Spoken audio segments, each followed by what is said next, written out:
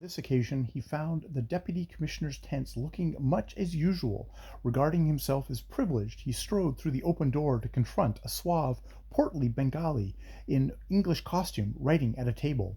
Unversed in the elevating influence of education, and not in the least caring for university degrees, Khodadan Khan promptly set the man down for a babu, the native clerk of the deputy commissioner, a hated and despised animal. "Ugh!" he said cheerfully. "Where's your master, Bujib?" "I am the deputy commissioner," said the gentleman in English. Now he overvalued the effects of university degrees, and stared Khodadan Khan in the face. But if from your earliest infancy you've been accustomed to look on battle, murder, and sudden death, if spilt blood affects your nerves as much as red paint, and above all if you have faithfully believed that the Bengali was the servant of all Hindustan, and that all Hindustan was vastly inferior to your own large, lustful self, you can endure, even though uneducated, a very large amount of looking over.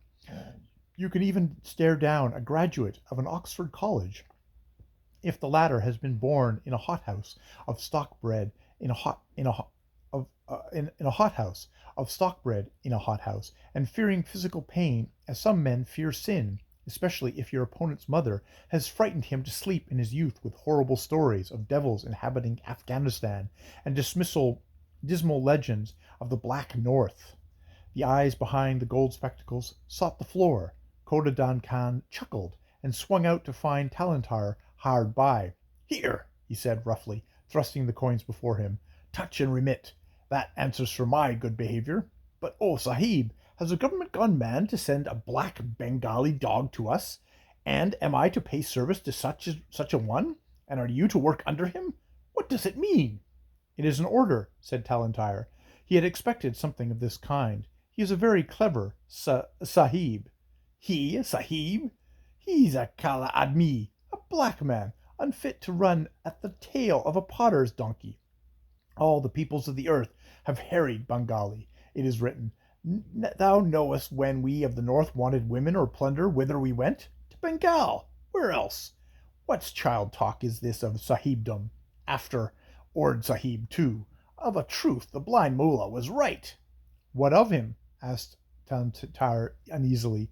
He mistrusted that old man, with his dead eyes and his deadly tongue. "Nay, now, because of the oath that I swore to Ord Sahib when we watched him die by the river yonder, I will tell.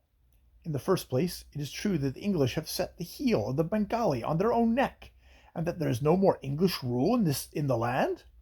"I am here," said Talantyre, "and I serve Maharini of England."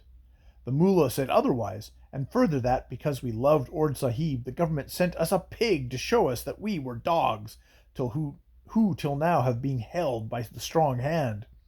Also that they were taking away the white soldiers, that more Hindustanis might come, and that all was changing. This is the very worst of ill-considered handling of a very large country.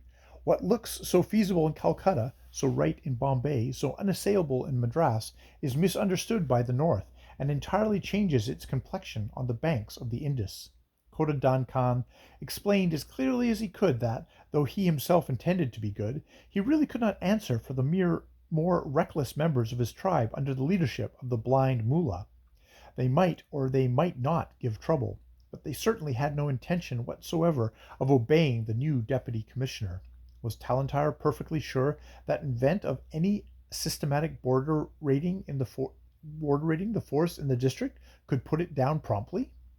"Tell the mullah, if he talks any more fool's talk," said Talantyre curtly, "that he takes his men on to certain death, and his tribe to blockade, trespass fine, and blood money.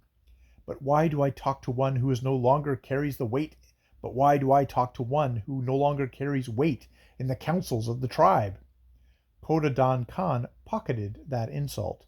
He had learnt something that he much wanted to know, and returned to his hills to be sarcastically complimented by the mullah, whose tongue, raging round the campfires, was deadlier flame than ever dung cake fed. End of part 3.